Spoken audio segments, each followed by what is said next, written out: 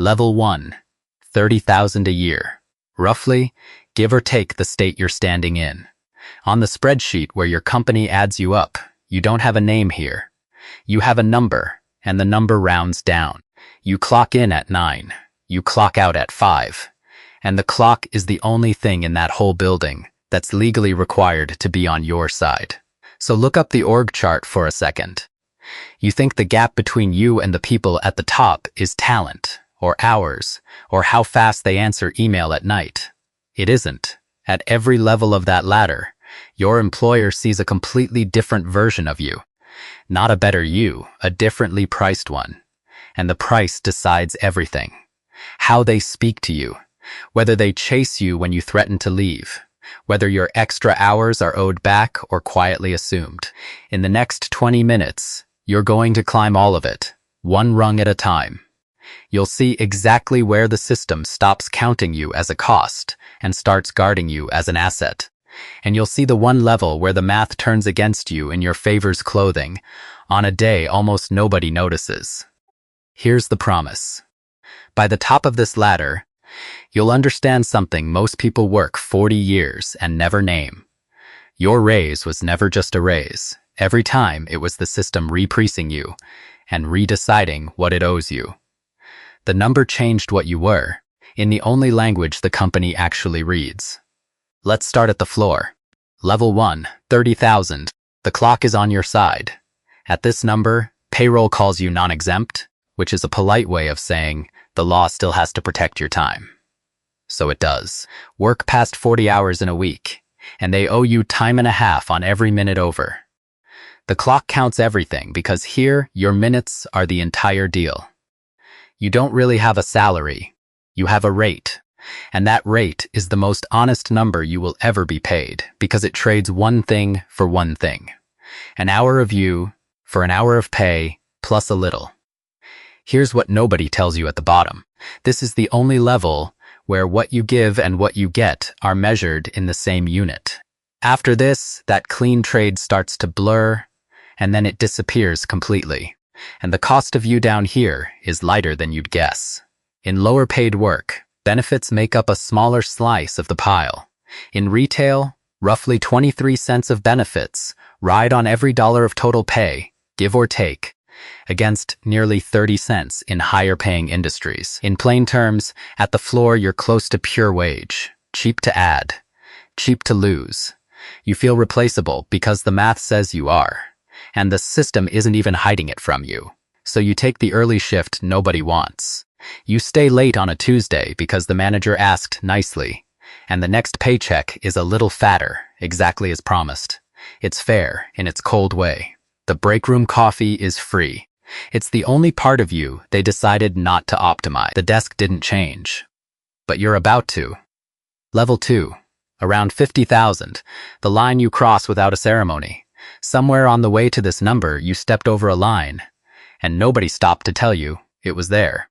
Federally, that line sits at about 35,500 a year. 35,568, to be exact in 2026, and a good number of states draw it higher.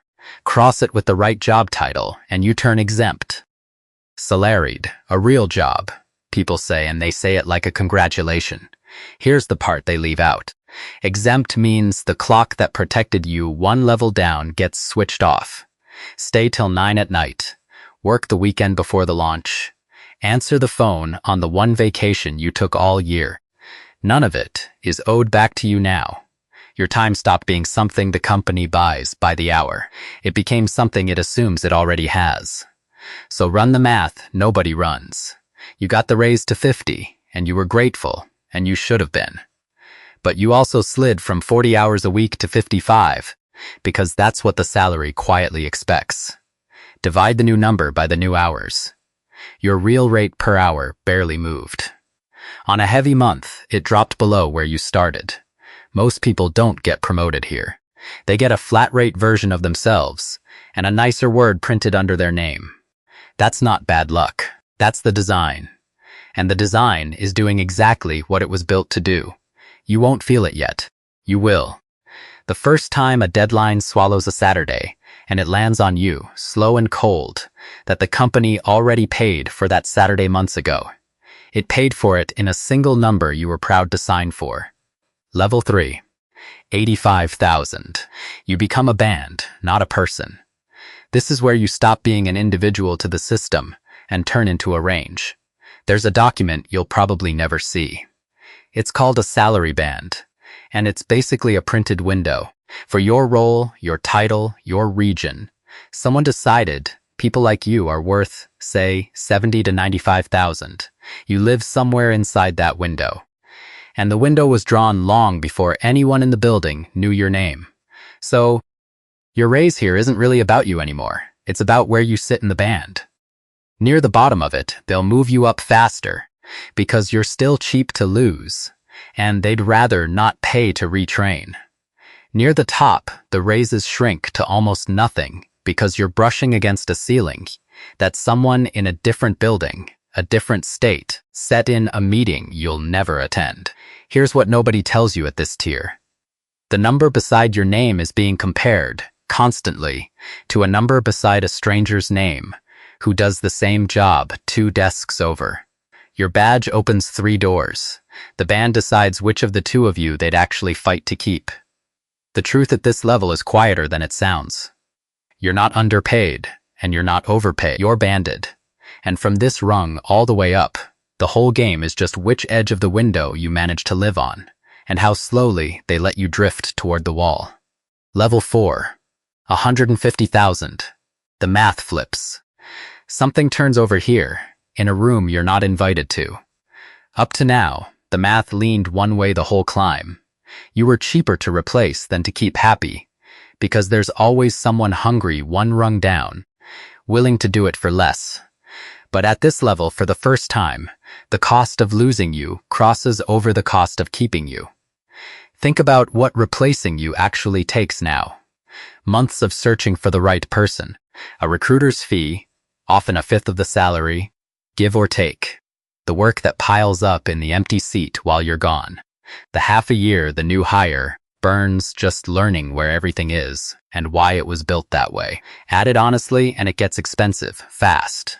Replacing a senior person can easily cost more than half of what they earn in a year, sometimes a great deal more. So for the first time, the company has a reason to want you to stay, not because it likes you, because you got costly to lose. This is the level where your manager suddenly has time for coffee, where a counteroffer materializes the very afternoon you mention another opportunity, where the word valued starts getting used in your reviews.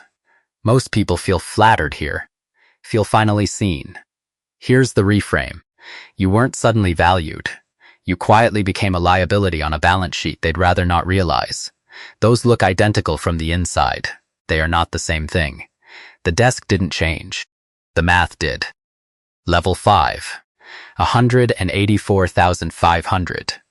You get cheaper at the margin. An odd, specific number. That one. And the day your year-to-date pay crosses it, something invisible happens down in payroll that almost no one ever explains to you. Up to this line, your employer pays a tax on you, 6.2%, for Social Security on every dollar of your wages, and they match what comes out of your own check, dollar for dollar. But that tax only runs up to a cap. In 2026, the cap is exactly $184,500.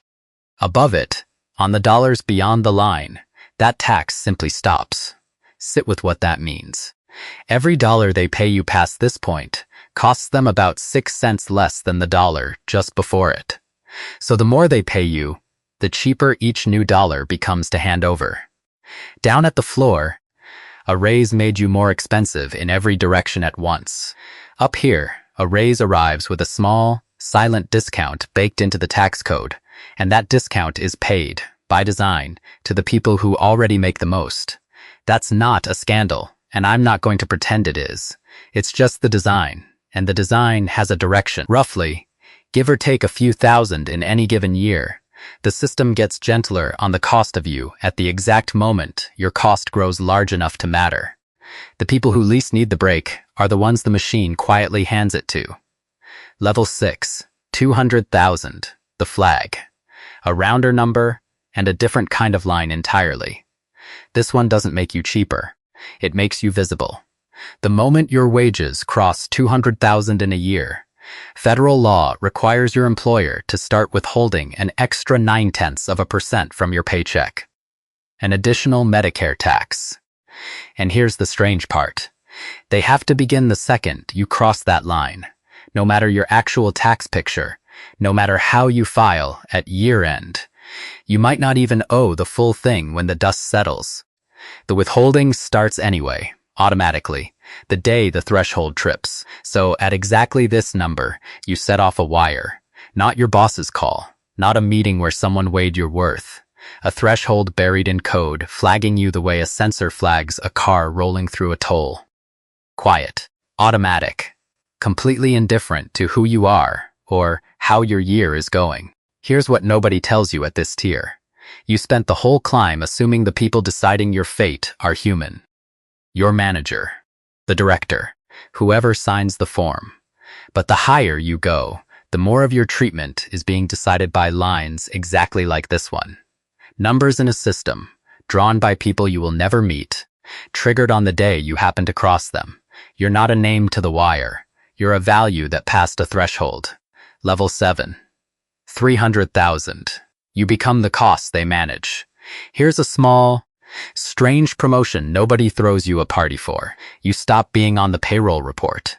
You become a line in the meeting about the payroll report. At this level, your pay is no longer just a figure someone types in. It's a figure someone has to defend.